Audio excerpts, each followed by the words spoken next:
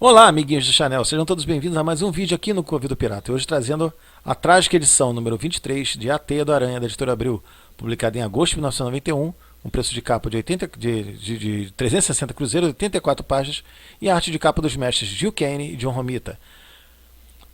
A capa é a página interna de Amazing, né, o espetacular Homem-Aranha número 121. Homem-Aranha, A Teia do Aranha número 23, a dramática morte de Gwen Stacy. É uma edição que para os fãs do Aranha é muito marcante, porque é a morte do principal, né, da maior paixão, talvez a maior paixão do Peter Parker, né? Agora Mary Jane, aquela coisa toda, mas a maior paixão de Peter, né? Eu já tinha lido essa história lá no Marvel Especial, que foi publicado na edição número 2 da Marvel Especial, com alguns cortes, claro, feitos pela Abril, mas eu não tinha sentido o mesmo peso que eu senti, deixa eu acertar aqui enquanto eu falo, que eu senti quando eu li pela segunda vez, porque aí, nessa leitura, eu já estava acompanhando regularmente, eu já conhecia melhor a personagem, então você vai se afeiçoando, né? Então foi bem pesada essa leitura. É uma leitura recomendadíssima, recomendo muito, mas para os fãs do personagem ela é bem marcante. Bem marcante. Então eu tive essa edição na época, recuperei ela recentemente, está comigo ali. Então é uma edição que foi o divisor de águas das histórias do Homem-Aranha. Certo? Por uma série de motivos, né? Até porque o carinho que todos os leitores, principalmente os americanos, tinham pela personagem. Mas foi decisão editorial e foi das poucas personagens da história dos quadrinhos que não voltou de forma efetiva. Voltou como clone, como aquela coisa toda, mas não voltou como ela mesma, né? Assim como resultado, igual alguns heróis da DC lá, do questão do Poço de Lázaro, como outros. Até voltou como clone mesmo, né? Mas nunca se firmou como um retorno da Gwen Stacy. Voltou como uma personagem de outra realidade, né, de outro universo do Homem-Aranha, mas ela mesmo ela não voltou como outros personagens voltaram e ficaram, né? Mas vamos que vamos.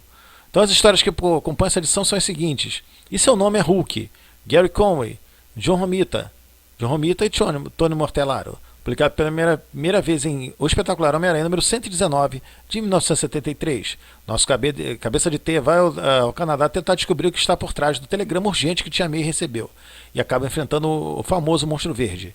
20 páginas.